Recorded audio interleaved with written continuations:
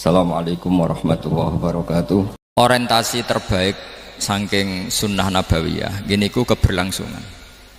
Terus kula sering belajar tentang kitab-kitab samawi, kitab-kitab sing diriwayataken beberapa ulama ahli kitab sing pun disaken kalian ashabur Rasulillah sallallahu alaihi wasallam.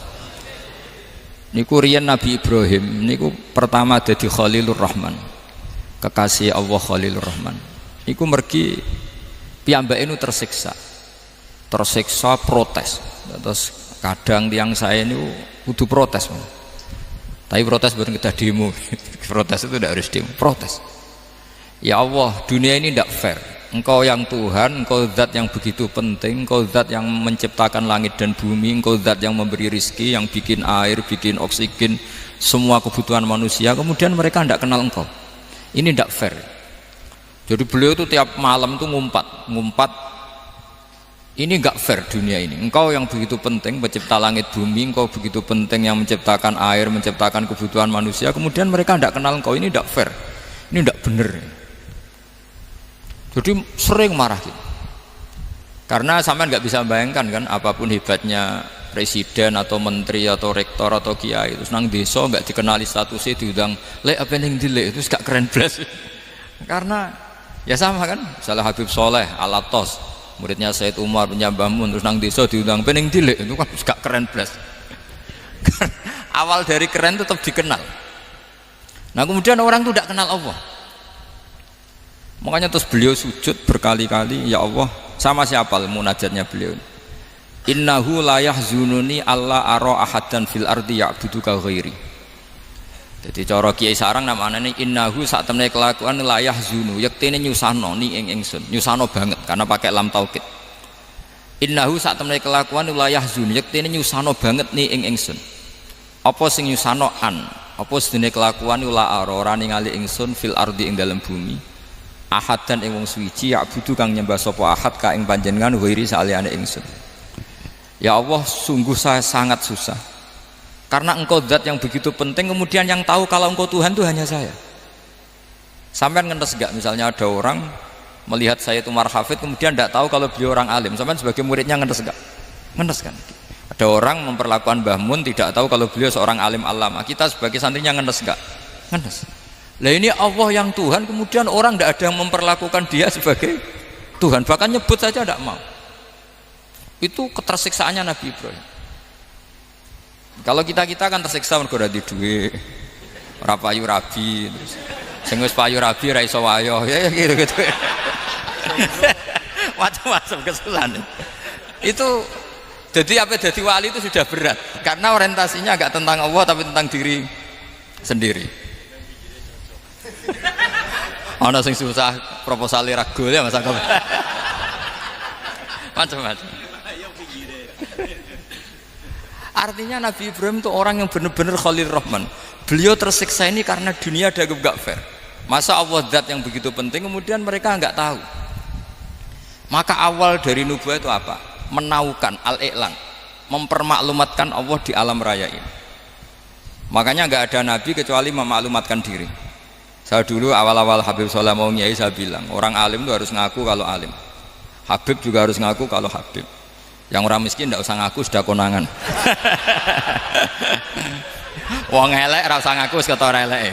Sudah. Karena agama ini pertama yang menolong itu memaklumatkan. Sehingga pertama Nabi jadi Nabi dari Gua Hira, pertama apa? Terus saya ini kira-kira memaklumatkan. Tapi reso dibahas jumpa pers. Tapi yang jelas pertama yang dilakukan Nabi setelah di Gua Hira apa? Memaklumatkan diri kalau beliau adalah Nabi. Sehingga dikumpulkan semua, terus beliau memaklumatkan diri kalau saya ini Nabi. Karena nggak ada artinya Allah kalau tidak dimaklumatkan. Makanya di Quran itu kalau menyebut Allah atau menyebut kebenaran selalu dimulai dengan kata fa'lam, harus dingertikan.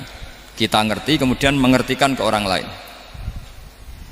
Makanya saya sering dulu bilang ke Habib Soleh, nggak boleh orang soleh menyembunyikan diri, karena nanti kalau orang-orang soleh menyembunyikan diri, sing zuhara ala wajhil ardi adalah sesuatu yang nggak benar. Coba misalnya gini, orang bisa terhibur lewat dangdutan, terhibur lewat maksiat, sementara orang nggak bisa terhibur lewat thala al badru alaina, asyraqal kaunu bihaja dan sebagainya. Maka orang-orang soleh adalah orang yang bisa memaklumatkan Allah, memaklumatkan Rasulullah, memaklumatkan Quran, dan supaya itu diterima. Karena awal dari orang terima itu tahu dulu. Nah ini tahu saja ndak. Makanya Nabi Ibrahim susah, ya Allah, engkau zat yang begitu penting kemudian tidak diketahui. Ini apa-apaan, enggak fair. Akhirnya Nabi Ibrahim diangkat sebagai Khalil Rahman untuk menaukan atau untuk memaklumatkan Allah Subhanahu wa ta'ala. Nah sebelum itu beliau dihibur, diterbangkan ke langit, ke alam malakut. Kamu susah ya, kenapa susah? Karena zat sementing engkau kemudian tidak ada yang menyembah. Terus dijak ke alam malakut, ditunjukkan sekian juta malaikat, sekian ribu malaikat, semuanya membaca tasbih takbir. Ibrahim senang. Oh ternyata sing seneng jenengan banyak. Loh, coba kalau kita punya kiai kayak Mbah Mun, semakin yang seneng banyak kan semakin kita senang. Kalau nggak ada yang tahu kan kita tersiksa. Makanya ini penting sekali. Jadi pertama agama ini seperti ini tuh barokahnya dingertikan, dimaklumatkan. Saya ini orang yang humul itu menutup diri betul, kecuali bab ngaji. Saya kalau ngaji terbuka, sampai saya tidak tahu apa ada yang streaming apa direkam, saya tidak tahu. Pokoknya saya satu-satunya saya mau terbuka itu pas ngaji. Dan saya pede karena dulu ngaji saya benar. Saya tanya Mas Akom, sebetulnya kalau sampean mau mulang terbuka bagus. Potensinya dua, konangan alimnya atau konangan. Ya resiko terbuka kan itu tok. Konangan alimnya. Nah daripada potensi yang kedua terus nggak mau ngajar, humul. Syaratnya wali ku humul. Oh, humul itu nggak menampakkan. Memangnya mau menampakkan apa kalau nggak bisa apa-apa kan? Jadi saya tidak tahu itu humul apa bagian dari pengamanan diri. Apa mas? Apa? Aim. Jaga iman. Jadi Nabi itu pertama yang dilakukan apa? Memaklumatkan kalau Allah itu Tuhan. Jadi ciri utama orang soleh itu kalau kebenaran tidak mendominasi bumi ini. Jadi ciri utama orang soleh itu seperti itu. Makanya kenapa saya milih manhaj. Tentu Habib Soleh tidak harus niru saya karena antar orang alim tidak boleh saling mengikuti. Tapi juga seterusnya nggak boleh saling ganggu. Saya itu ngaji di mana-mana itu guyon. Karena bapak saya suka guyon, Mbah Mun suka guyon. Alasannya bapak dulu sederhana. Orang sudah nyari hiburan dengan maksiat. Sehingga agama ini harus membawa keceriaan sosial, membawa keceriaan hati. Karena Allah ngendikan kul bi fadlillah wa bi rahmati fa bidzalika falyafrahu. Orang tuh harus senang dengan kebaikan. Orang happy dengan tola al-badru alaina, happy dengan manaqibul akhyar, dengan fadhailul akhyar.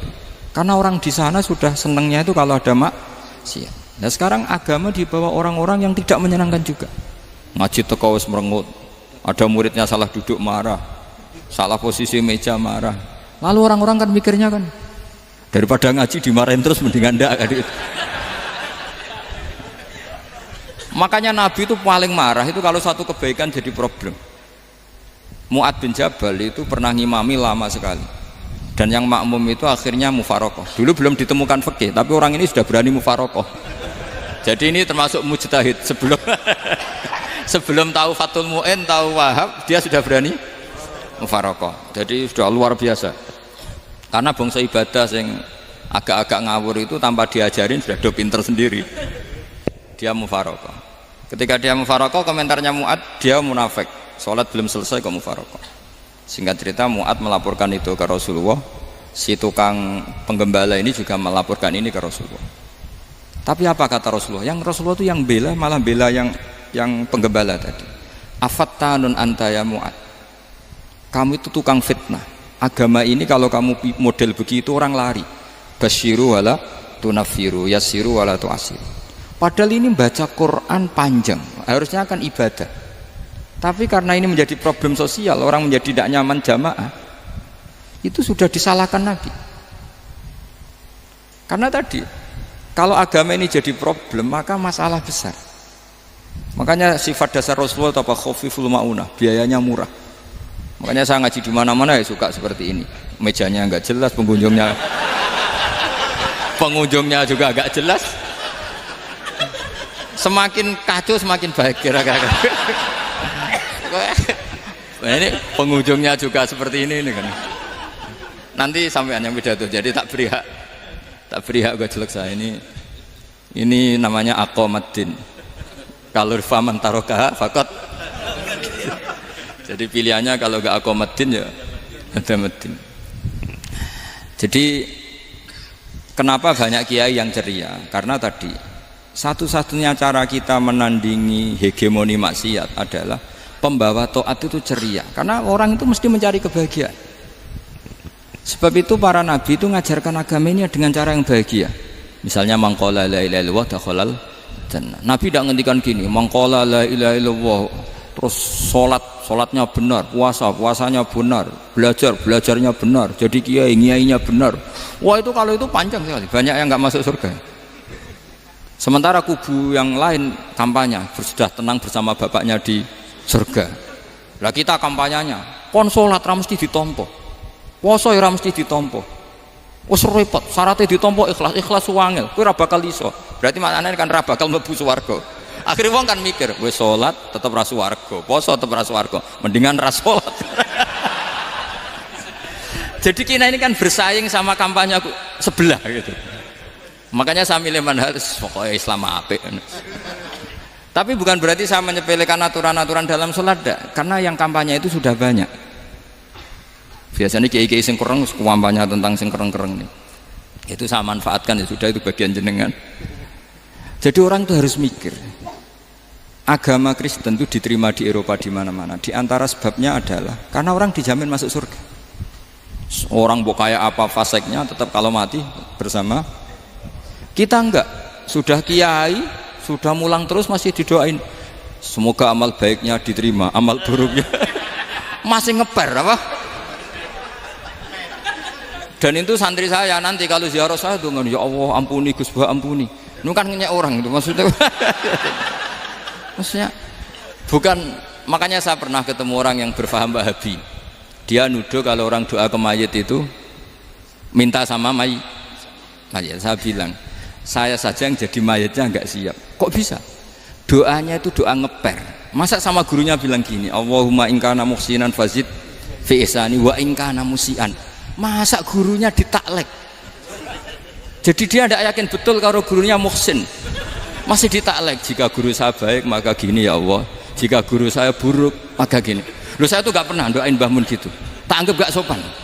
Jadi kalau saya berdoa, ya Allah jenengan izzihi apa ya, jenengan balas lah, izzihi anna anil muslimina khairan kasira wa antal ghafurur rahim wa anta gitu. Saya gak tega muni wa ingkana musian. Jadi kayak ada sopan ya. Lo kalau aku yang mati sapi lagi. Tak balik malah. Ingkana musia. Malah ada terusannya bahwa kadalik. Jadi makanya mereka kan sering pakai dalil. Andai kan tradisi itu benar, maka yang paling pertama melakukan itu sahabat. Selalu mereka berargumentasi kalau itu tradisi yang benar, maka pertama yang melakukan itu sahabat. Ya gak mungkin sahabat masa bilang ke Nabi ingkana bisa kafir berat kan? Masa kesolehannya lu andai kan Abdul Qadir wafat di mana ini ngomongin? Beduk. Saya tidak akan berdoa seperti itu. Oh bisa marah Abdul Qadir Jailani. Masa kesalahan beliau di ingkana musinan sama ingkana musian. Jadi orang tuh harus mikir. Jadi saya dengan bukan berarti Gus Bah bid'ah menciptakan doa baru. Ini bukan urusan menciptakan. Orang yang punya sopan spontan seperti itu. Ini bukan urusan modifikasi doa Anda. Makanya kenapa para nabi itu tidak disolati dengan cara seperti itu, langsung assalamualaikum ya Rasul, assalamualaikum ya Abu Bakrin, assalamualaikum ya Umar. Enggak mungkin kita mengatakan ya Abu Bakrin, ya Allah ingkana. Masa Abu Bakar diingkana? Kalau dia bukan, kalau beliau ashabu Rasulillah pasti orang Sayyid itu dzurriyyatu Rasulillah, pasti al-tahirin al-mutahhari. Guru-guru kita ini guru-guru kita. Jadi tolong doa itu. Nah, kalau terpaksa doa wa ingkana musian, anggap saja hafalnya hanya itu, tapi jangan dijiwai apa? Jangan apa? Dijiwai. Kalau ditanya, "Lho Gus ini orang soleh kok doanya wa ingkana musian?" Itu kan guru jenengan, apalku ikut tok. Tapi ora usah dimaknani, apa? Karena sekali dimaknani nanti kan. Jadi ini urusan etika, urusan rasa. Saya teruskan ya. Karena jadi saya mohon sekali, apa-apa itu ada aturannya. Ada aturannya. Ya tentu kita ikut masal saja. Semua selain Nabi, selain para wali kita nggak apa-apa. Doa wa ingkana musinan, ingkana musian. Tapi di hati kita sebetulnya ketika mengatakan ingkana musian itu coro Jawa hanya rapalan. Rapalan itu ya sudah ngomong saja. Tapi nggak usah apa? Nggak usah dijiwai ya. Yang dijiwai kita adalah sifat ghafurnya Allah. Bukan status mayitnya, tapi sifat ghafurnya Allah. Karena kata musik itu kan nggak nyaman. Makanya Nabi itu hebatnya Nabi, ya tentu karena bentukan Allah Subhanahu wa taala. Adabani Rabbi fa ahsana ta'dibi. Itu kalau nyifati tentang keburukan orang mukmin itu diikutkan sifat ghafurnya Allah. Jadi misalnya gini, kalimatnya liyukaffirallahu anhum aswa alladzi amil. Atau sebagian ayat misalnya wa yukaffiru anhum sayiatihim. Jadi sebetulnya kalau terpaksa mengatakan orang itu buruk, itu sebenarnya dari Allah dulu. Kita mengatakan Allah itu zat saking baiknya itu mengampuni salahnya seseorang. Jadi nyifati Allah dulu, Allah saking baiknya itu mengampuni salahnya orang-orang baik. Karena orang-orang baik juga manusia, Ustadz juga. Tapi lebih ke nyifati ke Allahnya. Kalau kita kan enggak, lebih tertarik nyifati mayitnya. Sehingga kita di hati itu mayit iki ra tak jalukno sepuro tuntas kayak gitu. Jadi kalau di Quran tidak seperti itu. Jadi kita lebih mensifati Allah itu Ghafur, Afuwun Karim. Makanya seperti doa-doa kita kalau Ramadan gini, Allahumma innaka afuwun karim tuhibbul afwa, baru bakas fa'fu anna. Jadi ada aturannya. Meskipun ilmu ini agak jelimet, tapi bagi ahlinya ini ma'ruf. Kalau sampean nggak paham berarti nggak ahlinya. Jadi ilmu ini agak jelimet, tapi ma'ruf. Nah, sehingga Rasulullah kalau kita meyakini syafaatu Rasulullah SAW itu cara berpikir harus kita balik. Misalnya begini, wong Islam nakale ngono, penggaweane maksiat kok disyafaati Kanjeng Nabi kurang penggawean. Caranya berpikir jangan gitu. Kalau gitu kowe mari mangkel, wong nakale ngono kok untuk syafaati Kanjeng. Tapi cara berpikir gini, syafaatu Rasulullah itu wasi'ah, luas sekali. Syafaatu Rasulullah ghairu munhasirah, tidak terbatas. Syafaatu Rasulillah itu lebih sakti ketimbang dosanya umatnya. Semua ulama dulu kalau nyifati Allah juga gitu. Allahumma misalnya maghfiratuka awsa'u min dzunubina. Ya, yang misalnya yang pakai mutakalim ya Allahumma maghfiratuka awsa'u min dzunubi wa rahmatuka arja inti min amali. Jadi jangan kitanya dulu. Kalau kitanya dulu kan nyifati kita dosa banyak. Itu sama ndak usah ngaku sudah tahu semua. Tapi nyifati pertamanya apa? Allahumma maghfiratuka awsa'u min dzunubi wa rahmatuka arja inti min amali. Sehingga dari nyifati maghfiratullah yang wasi'ah, yang tidak terbatas, kemudian kita sah mengatakan bahwa ahlul maksiat pun mungkin atau berhak dapat ampunan. Sama, syafaatu Rasulillah itu ghairu munhasirah, syafaatu Rasulillah itu wasi'ah. Sehingga sahlah riwayat syafaati li ahlil kabair min ummah. Itu bukan menyangkut melegalkan kabirah, bukan menyangkut mengesahkan orang Islam dosa besar, karena nanti dapat syafaatnya Rasul. Cara berpikir jangan gitu. Nanti kamu mentasjek, memberanikan orang melakukan maksiat berdasar iktimat syafaati Rasulillah. Itu jangan gitu, cara berpikir dibalik apa? Syafaatu Rasulullah awsa'u wa awsa'u, sangat luas. Sehingga saking luasnya sampai yang tukang maksiat saja kebagian. Sama, rahmatnya Allah Ta'ala itu wasi'ah, rizkinya Allah ya wasi', sampai wong nganggur ya iso mangan ngono. Lah begitu juga rahmatnya Allah Ta'ala itu wasi'ah, sampai wong sing sumpek utange akeh ya iso guyu ngono.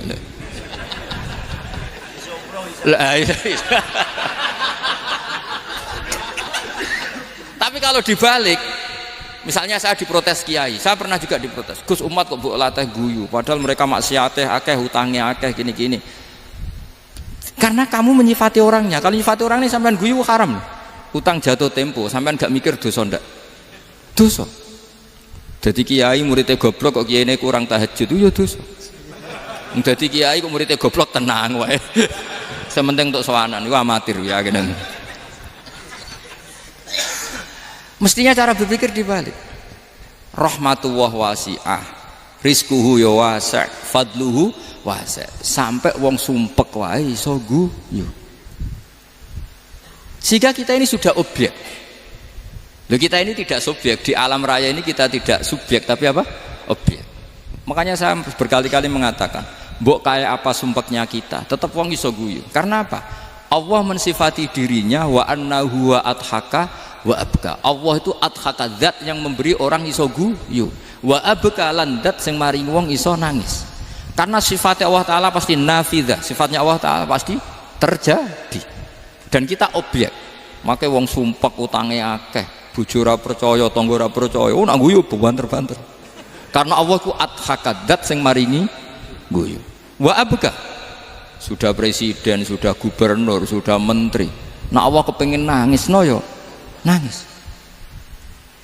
Coba ngeluhnya apa kalau misalnya jenengan seorang mantan presiden atau mantan gubernur, kadang anaknya calonan RT bo menang bondak. Ngeluhnya apa orang alim, misalnya alim alama, anaknya mau jadi jurumiyah raiso, susah. Kaya raya anaknya jadi pasien, susah.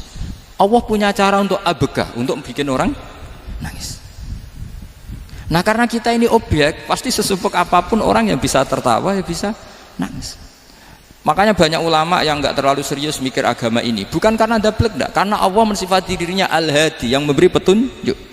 Kita nggak ditunggoni Kanjeng Nabi, nggak ditunggoni Wali Songo, nggak ditunggoni para alawin yang dulu, nggak ditunggoni Habib-Habib yang kayak Said Abdul Al-Haddad. Tapi karena Allah itu Al-Hadi, yang memberi petunjuk, dan sifatnya Allah Ta'ala la budda wa ayat takuna nafidah. Sifatnya Allah pasti nafidah. Amerika kayak apa liberalnya, sekarang trennya juga banyak yang masuk Islam. Kampung-kampung pedalaman nggak ada kiainya, cukup mudin. Kadang yang membawa agama itu orang yang ke situ mau nyari kayu. Orang di pedalaman Kalimantan, Sulawesi itu pertama itu nyari kayu, tapi bawaan hidayat, lama-lama bikin masjid.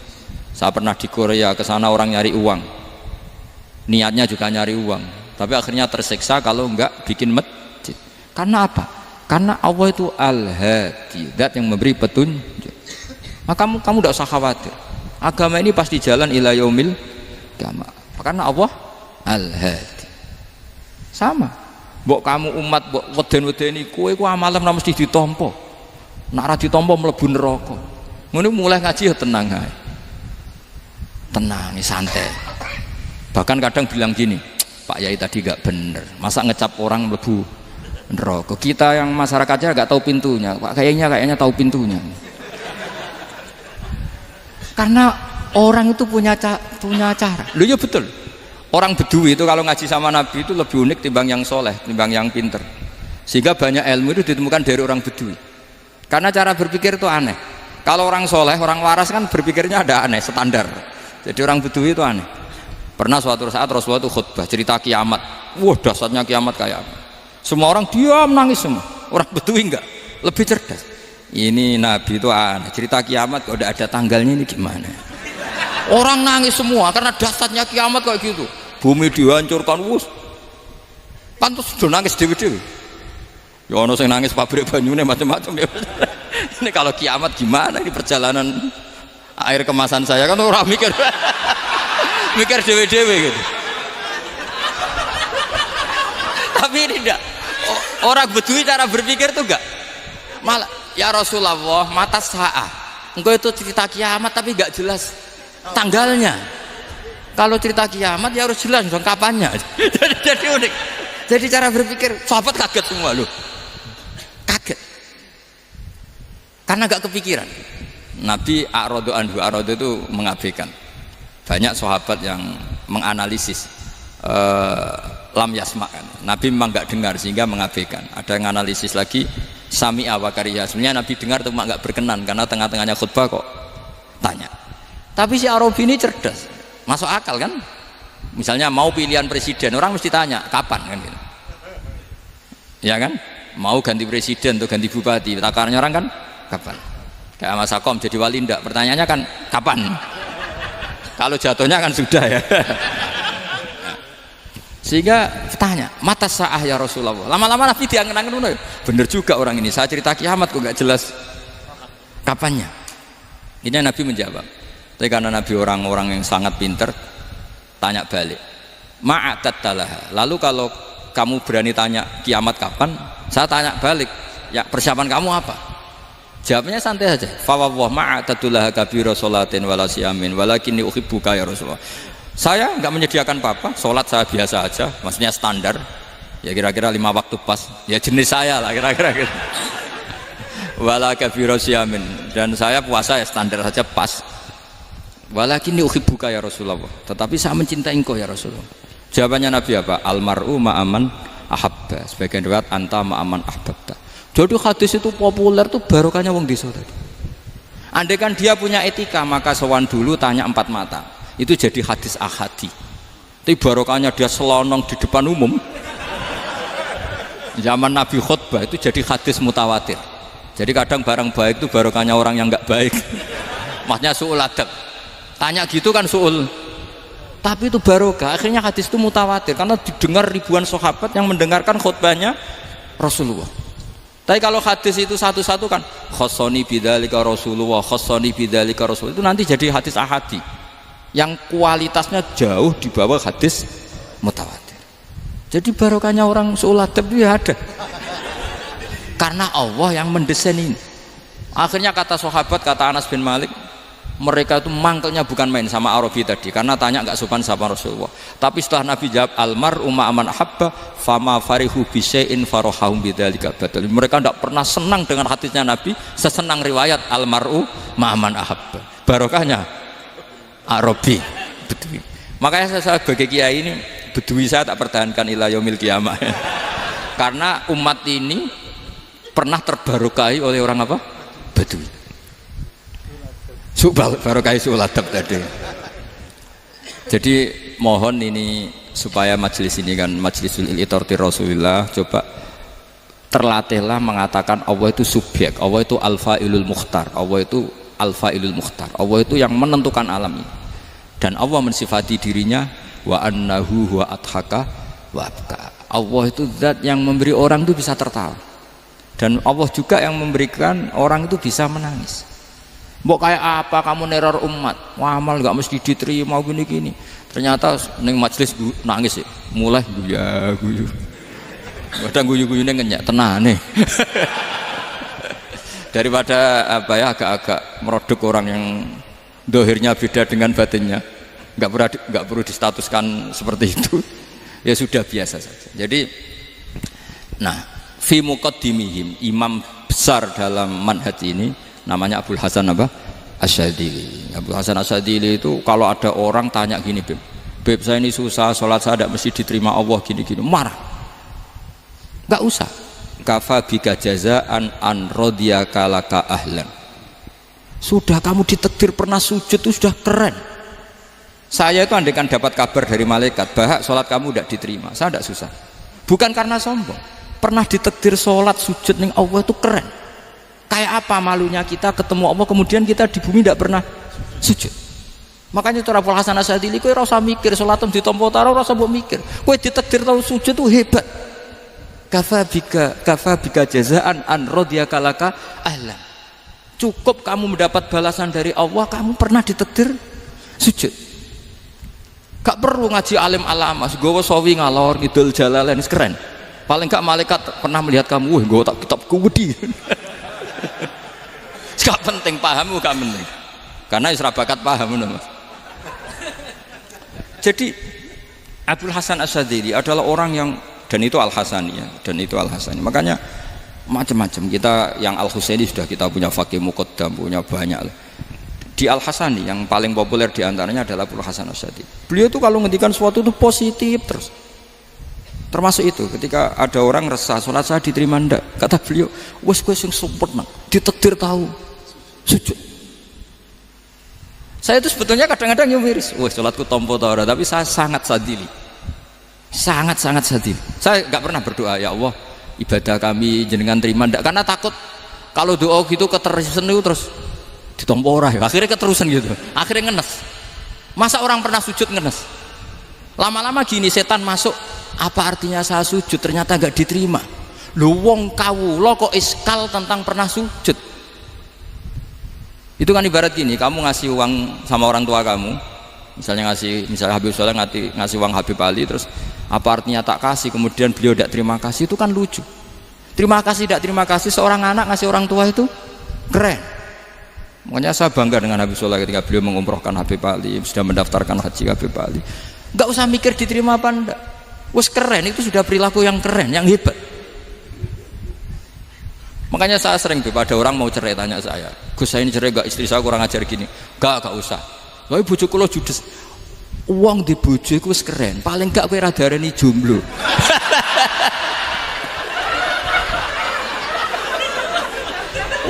Diarani duda ora enak. Wes luwe sabar di diarani duda mek diarani bojo judes. Enak bojo judes cek gagah. Di bojo lah. Oh, provokator itu.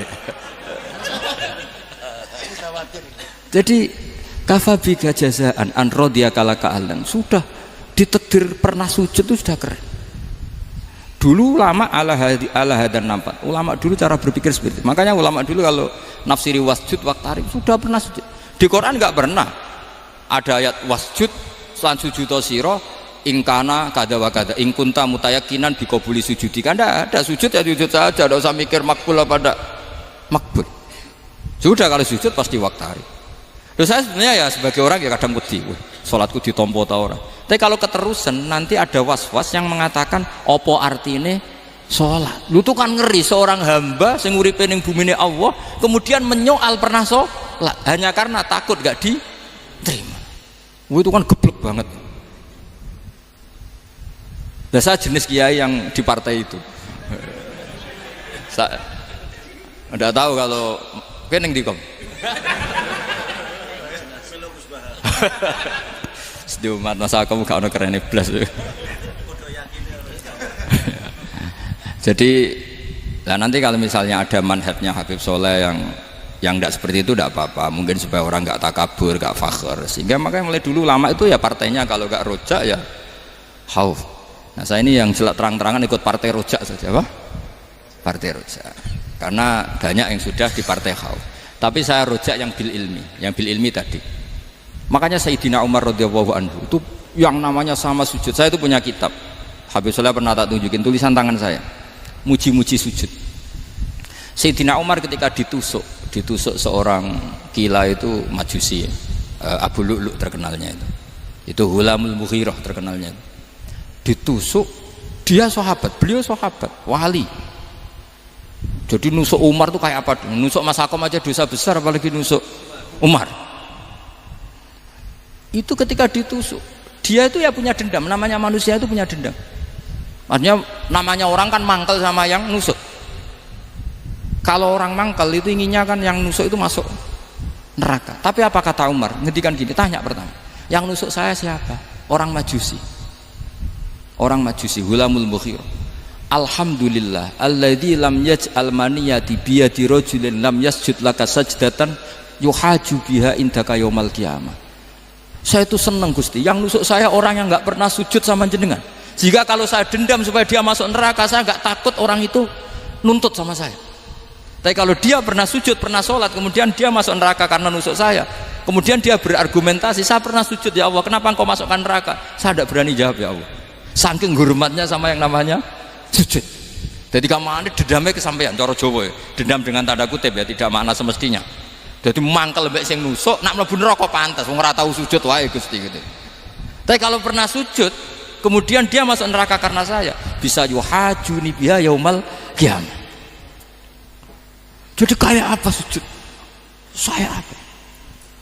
Nabi itu kalau muji sujud sampai ngitkan wa hatta takuna sajdatul wahidatu khairan minad dunya wa ma fiha. Nanti kalau kamu di akhirat ketemu Allah, kenangan terbaik kita apa? Di dunia pernah sujud. Keren aja. Cara ning pondok wis tau bayar seharian lho. Cara sowan kiai tau ngamplopi Mas. Wis go jajan. Nah tapi kadang syaitan itu masuk tadi. Apa artinya sujud gak mesti ditompo, apa artinya sowan Habib ngaturi ra mesti ditompo, ngaturi kiai. Akhirnya ada ketakutan. Nah kalau ketakutan ini berlebihan lama-lama, ma faidatus sujud. Wah itu sudah buruk sekali wong hamba kok tanya ma faidatus sujud.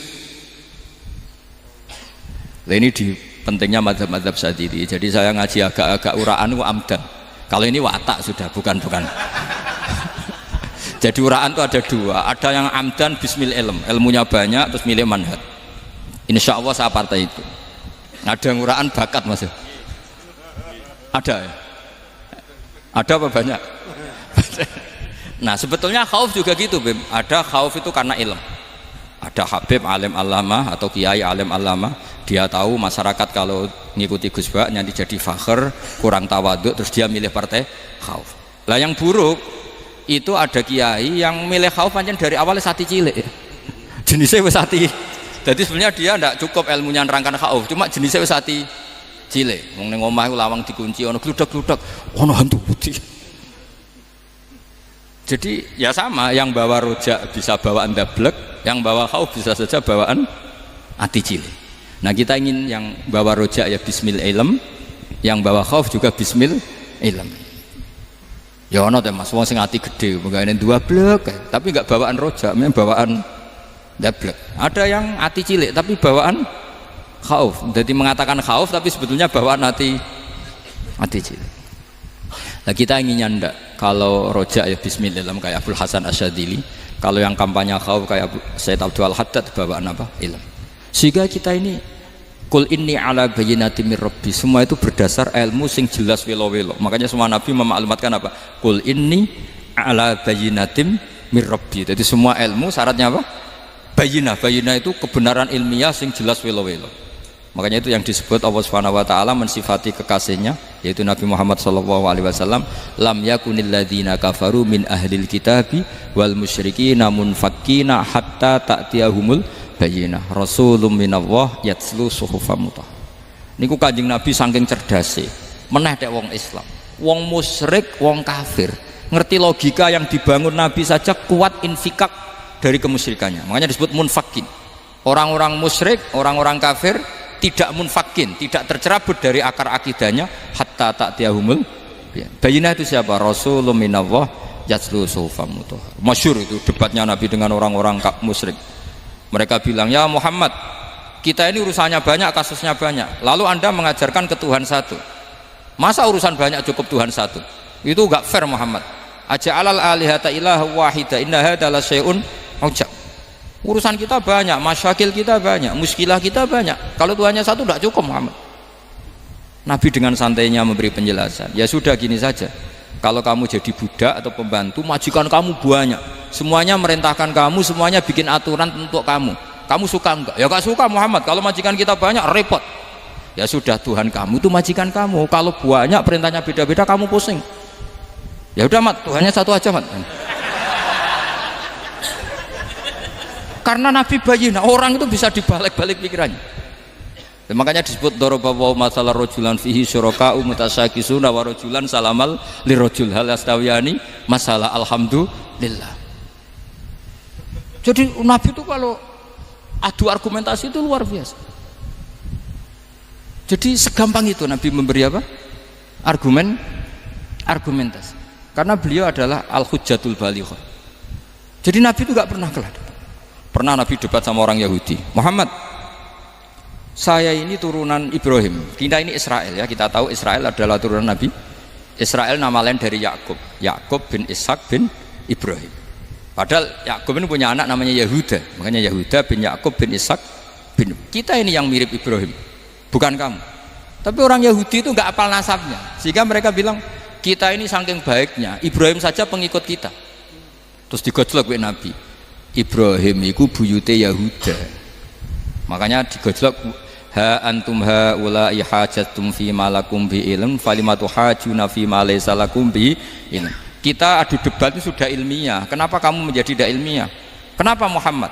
Terus Allah menurunkan wa ma unzilatit taurat wal injilu illa min ba'di afala ta'qilun. Artinya gini, kalau Ibrahim dikatakan Ibrahim Yahudiyah, itu sama dengan saya berkali-kali podo karo sampean misalnya ngendikan Mbah Zubair itu pengagumnya Gus Roji misalnya. Padahal Gus Roji bin Ubab bin Maimun bin Zubair, misalnya Gus Roji bin Kiai Haji Ubab bin Kiai Haji Maimun bin Kiai Haji Zubair. Nah Ibrahim itu kan Yahuda bin Yakub bin Ishak bin Ibrahim. Terus mereka bilang Ibrahim itu pengikut Yahudi. Itu kan kebalik. Kayak Habib Hasan itu pengagum Habib Soleh. Kan Habib Hasan rohnya ini gimana ini sih mbahnya kok dianggap. Nah sehingga orang Yahudi ketika Nabi berdebat beda dengan Nabi Muhammad SAW. Ketika ditanya kenapa kamu yakin agama tauhid millata abi, karena ini agama nenek moyang saya, millata abikum apa? Ibrahim. Jadi jelas akhirnya orang Yahudi ngerti. Ya kan sama dengan mengatakan tadi Pak Karno itu pengagum Puan Maharani, kan aneh nggak kalimat itu. Mbah Hasyim Asy'ari itu pengagum Gus Dur, gak lucu itu debat. Jadi Nabi itu orang yang bayinah itu kalau menerangkan kebenaran itu bahkan orang kafir pun bisa infikak, bisa munfakin, tercerabut dari akar kekafiran. Nabi itu mudah sekali merubah logika.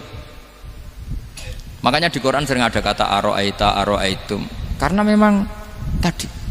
Nah saya mohon apapun pilihan anda rojak kayak Abdul Hasan Asyadili tadi, ketika orang resah sujudnya diterima apa enggak, sholatnya diterima apa enggak, beliau bisa berargumentasi betapa pentingnya sujud. Wes aja kowe iku kawula, tahu sujud iku keren. Saman bayangkan betapa malunya kita kalau kita ketemu Allah kemudian di dunia enggak pernah. Lho paribasane kula mlebu swarga lah isin. Mlebu swarga tapi ning donya ora tahu isin. Sama seperti kowe di guru saurip-uripmu ora tahu salam templek isin. Kira-kira seperti meskipun salam templek ora penting ya ora penting tuh, misalnya soleh salam templek 50.000 duwe wis akeh ngono kan. Nah Mas Akom penting kudu rokok. Itu bukan nilainya kok, betapa malunya kita. Saya dulu mau sarang, andai kan tidak pernah khidmah sama iya malu tenan sebagai apa? Santri. Makanya Sayyidina Umar ketika beliau dibunuh orang, itu pertanyaan pertama, dia pernah sujud enggak pernah. Andai kan dia pernah sujud, maka saya tidak berani masukkan dia masuk neraka. Takutnya dia protes sama Allah, ya Allah saya pernah sujud kenapa harus di neraka. Atau Umar ditanya Allah gini, Umar kue ridho wong sing tahu nyembah aku kemudian dia di neraka, kayak apa? Jadi makanya Umar ketika wafat ketika alhamdulillah alladzi lam yaj'al maniyati biyadi rajulin lam yasjud laka sajdah. Ya jadi saya mohon sekali jadi majelis ini sebuah majelis mubarak, caranya tauhidnya dibenarin ya, tauhidnya dibenarin. Jadi Allah itu adhaka wa abka, Allah itu al-hadi, Allah itu ar-razzaq. Sehingga menteri ekonomi mbok salah rumusillah wong tetep mangan. Mergo Allah itu ar-razzaq. Mbok negara dikelola keliru lah wong tetep mangan, wong Allah itu ar-razzaq. Kiai rada akeh sing di masalah. Tapi ya tetep agama ini jalan. Lho andai kan syaratnya agama ini kiai ini bener, wah ya repot. Kowe iso bayangno Mas Akom bener terus. Tapi agama ini berkali-kali coba di TV itu banyak nyun sewu, ada ustadz, ada kasus apa, ada kiai, kadang ada masalah hukum. Agama ini jatuh enggak masalah. Padahal di TV sudah dinasionalkan kan, ada kiai terlibat kasus hukum atau ustadz tertangkap karena melakukan apa itu. Tapi enggak ngefek karena agama ini bihifdillah wa biriayatillah. Sama. Negara mana-mana kadang manajemen ekonominya enggak jelas, tapi masyarakat ya makan karena Allah Razzaq. Sama aku kancanan Mas Akom mengeluh tapi Allah adhaka akhirnya iso guyu padahal ya orang untungnya blas kancanan dede tapi karena Allah itu adhaka. Nah kita dengan istri yang kita cintai, dengan keluarga kadang yang nangis karena Allah itu zat yang bisa memberi abka wa annahu wa adhaka wa abka, terus wa annahu wa amata wa ahya. Kita tidak ingin mati, wah ya mati saja karena kita objek. Nah hidayah itu seperti itu. Allah al-hadi apa? Allah itu kayak apa Korea, negara ateis. Nggak kebayang di sana ada ngaji Aqidatul Awam Mabadi' Fikih. Sekarang banyak. Saya tuh kalau beli Aqidatul Awam kerdusan tak kirimkan ke Korea. Sebelum saya ke Korea, karena sebagian santri saya di Jogja. Di sana ada ngaji Aqidatul Awam, ngaji takrib. Bahkan saya di sana dilagokno sakduna fid dunya. Kayak apa Allah kalau ingin bikin hidayah? Karena Allah itu al-hadi. Wong Indonesia digerakno seneng duit. Bareng wis seneng duit mau apa? Korea. Setelah di Korea tersiksa karena nggak ada tempat wujud, akhirnya urunan. Segampang itu kalau Allah menghendaki. Itu enggak dibenem MUI, enggak dibenem, karena Allah Al-Hadi. Jadi saya mohon sekali tauhid ini dibenerin dulu. Allah tetap Al-Fa'ilul Mukhtar, apa? Al-Fa'ilul Mukhtar, sehingga Allah mensifati dirinya Adhakawa. Mbok kamu bendung kayak apa, orang ngaji saya tetap guyu. Sekarang iso mbuli saya, oh Gus Bab ngaji tidak guyu. Allah yang memberikan guyu kamu itu. Andai kan sesuai status kamu, kowe ora ngarep guyu. Utang akeh, jatuh tempo, bojo ora percaya. Gede-gede ya, kayak paham. Ya, jadi ini tak isyatkan jenengan, saya ini tadi bawa kitab Fathur Rahman di Thalibi Ayatul Quran, mau tak kasihkan hadiah ke saya, itu Marhafid sebagai penyempurna karena beliau sudah Al-Husaini. Semoga ini dapat barokahnya Al-Hasani. Ini dikarang oleh zurianya Abdus Salam bin Masis. Abdus Salam bin Masis adalah guru dari Abul Hasan apa? Asyadili. Jadi kita tahu Sahibul Hikam Ibnu Athaillah As-Sakandari muridnya Abul Abbas Al-Mursi. Beliau muridnya Abul Hasan Asyadili. Beliau muridnya Abdus Salam bin Masis. Yaitu Alami Zada ini min dzurriyyati Abdus Salam bin Masis. Jadi ini Al-Hasani. Jadi ini sudah klub karena mulai dulu ya tradisinya gitu. Banyak sabaib ngaji barojak, bafadol. Nanti yang bafadol barojak yang ngaji Habib lagi. Seperti sanadnya Soleh di Sarang. Ya Soleh ngaji Mbah Mun. Tapi Mbah Mun ngaji Sayyid Alawi Sadat, ya. Ngaji Sayyid Zaini Dahlan. Nanti setelah Sayyid Zaini Dahlan ngaji Ajam lagi Usman Adim Yati. Jadi ya biasa mulai dulu silsilah ya seperti itu. Jadi seperti dulu Ibnu Abbas termasuk Qorobatul Rasulillah. Jadi dulu Qorobatul Rasulillah itu Bani Hasyim sama Bani Muttalib. Tapi kalau sekarang ya tentu para Sadat, para Habaib. Dulu biasa Ibnu Abbas ngaji ke Zaid bin Sabit. Itu Ibnu Abbas yang mencium tangannya Zaid bin Sabit. Tapi Zaid bin Sabit juga mencium tangannya Ibnu Abbas karena Qorobatul Rasulillah Shallallahu Alaihi Wasallam. Jadi saya mohon semuanya itu insaf bil ilm, ya, insaf bil ilm. Kayak tadi munfakina hatta ta'tiyahumul bayin. Jadi bayina itu orang yang kalau menerangkan itu memberi penjelasan sing jelas welo-welo. Itu siapa? Rasulun minallah yatslu suhufam mutahharam. Beri Al-Fatihah.